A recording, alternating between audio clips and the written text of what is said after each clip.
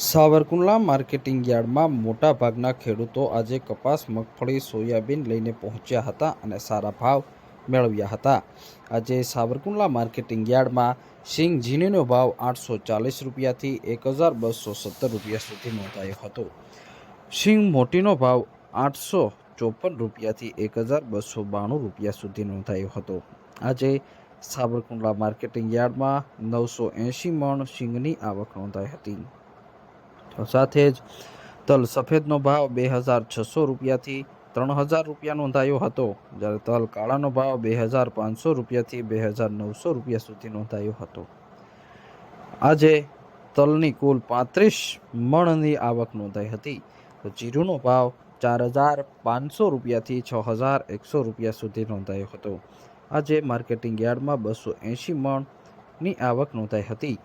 કપાસની વાત કરીએ તો કપાસનો આજે 1251 રૂપિયાથી 1485 રૂપિયા સુધી ભાવ બોલાયો હતો. આજે 3000 મણ આવક નોંધાઈ હતી. તો ઘઉં લોકવનનો ભાવ 421 રૂપિયાથી 560 રૂપિયા નોંધાયો હતો.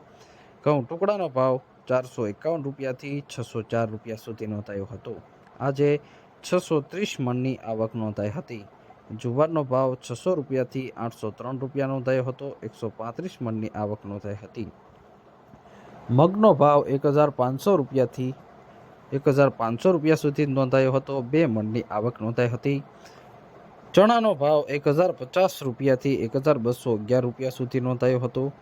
દેશી ચણાનો ભાવ આજે 1300 રૂપિયાથી 1540 રૂપિયા નોંધાયો હતો. આજે 8500 મણ ચણાની આવક નોંધાઈ હતી. તુવેરનો ભાવ 1600 રૂપિયાથી 1851 રૂપિયા નોંધાયો હતો. આજે 380 મણની તુવેરની આવક નોંધાઈ હતી. એરડીનો ભાવ 900 રૂપિયાથી 1100 રૂપિયા સુધી નોંધાયો હતો. 50 મણની આવક નોંધાઈ હતી. ધાણાનો ભાવ 1200 રૂપિયાથી 1671 રૂપિયા નોંધાયો હતો. 900 મણની આવક નોંધાઈ હતી. તો સાથે જ સોયાબીનનો ભાવ આજે 800 રૂપિયાથી 835 રૂપિયા સુધી નોંધાયો હતો. આજે 35 મણની આવક નોંધાઈ હતી.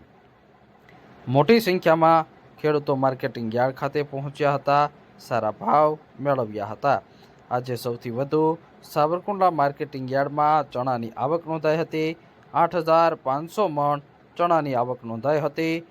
સાથે જ કપાસની 3000 મણની આજે સાવરકુંડલા માર્કેટિંગ યાર્ડમાં આવક નોંધાઈ હતી.